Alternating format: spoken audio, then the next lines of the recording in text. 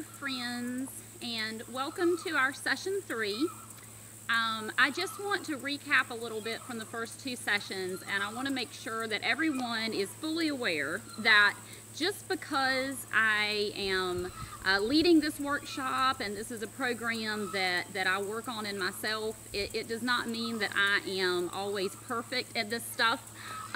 You know, the stuff we've been talking about and working on is deep stuff. It's hard, and I think it's a struggle with everyone that's human. If it's not a struggle, then you're probably not human. So it's okay. It's okay. It's like this for everybody.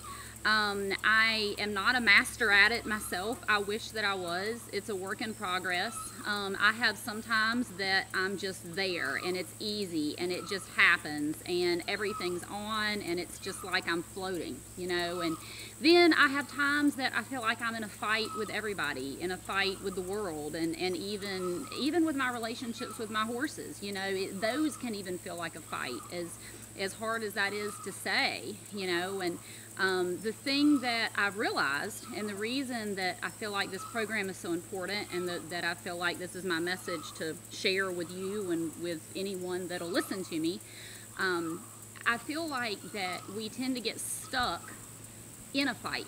You know, when we start to look at things as a fight, when we start to look at things as a struggle, when we say, you know, how difficult something is, and when we just start to talk about all the things that we have going on that we wish that we didn't, and, you know, we then magnify those things. And it happens with me. I can tell it with my horses. The horse that I'm working with now, Dance, that I've talked to y'all about, you know, he is the clearest mirror of me as any horse I've ever had. And, you know, I would like to say that's always a good thing. Well, it's not always a good thing. Sometimes I would rather him ignore what it is I'm thinking about inside and just take care of both of us, you know, but that's not him. It's never going to be him.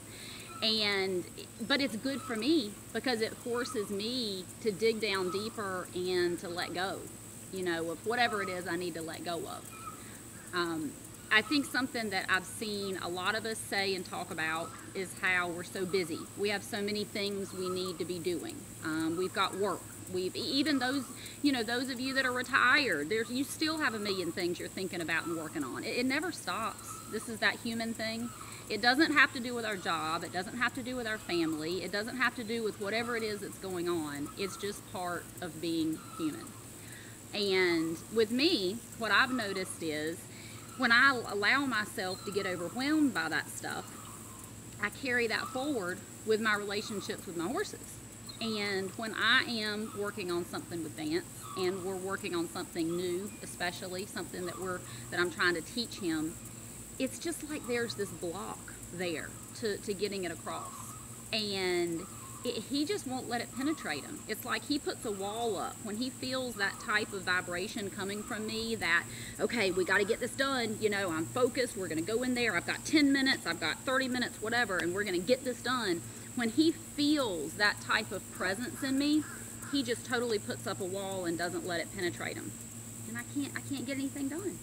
You know, I'm helpless to that. I mean, you can't penetrate a wall. You can't. No matter how focused, no matter how fixated, no matter how much you want to, you cannot push through that when they put that barrier up. And horses will put a barrier up just like we put barriers up, you know, ourselves, when we feel like we need to protect ourselves. So what I've found is I can do one of 2 things when he puts that barrier up, okay? One thing I can do is I can get aggravated, and I can dig harder, and I can try harder, and I can work harder, and I can be more persistent and more fixated on the goal, and in turn I can dig a huge deep hole that then I have to climb out of later on. Okay, that's one option, and I do that sometimes. Unfortunately, I still do that sometimes.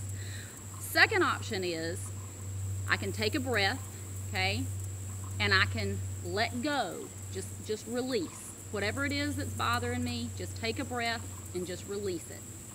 And emotionally, mentally, tell him something kind, anything. You know, tell him I'm thankful for him helping me, for him working with me. I'm thankful for his time. I'm thankful for his energy. Just a simple thank you, okay? Count to 60, take a breath, and then start again, and it may feel like that moment of time, you in that moment of time that you're dedicating to release and get yourself grounded and get into a place where you can actually communicate, you feel like in that moment of time that you're wasting time because the whole time you're thinking about all this other mess you need to be doing. But in fact, if you don't allow yourself those few minutes to get there, then all that other time is what's a waste. You're wasting all that time that you're staying so fixated and focused and determined. That's what's being wasted. Any time that I've gotten myself stuck and felt like I was in a fight, I always end up making mistakes. Always. Every time. So I have to constantly remind myself to come back, release, connect with my horse in some way, and then move forward. So I just don't want any of you to think that you're the only ones, that this is only hard for you, because I promise you you're not.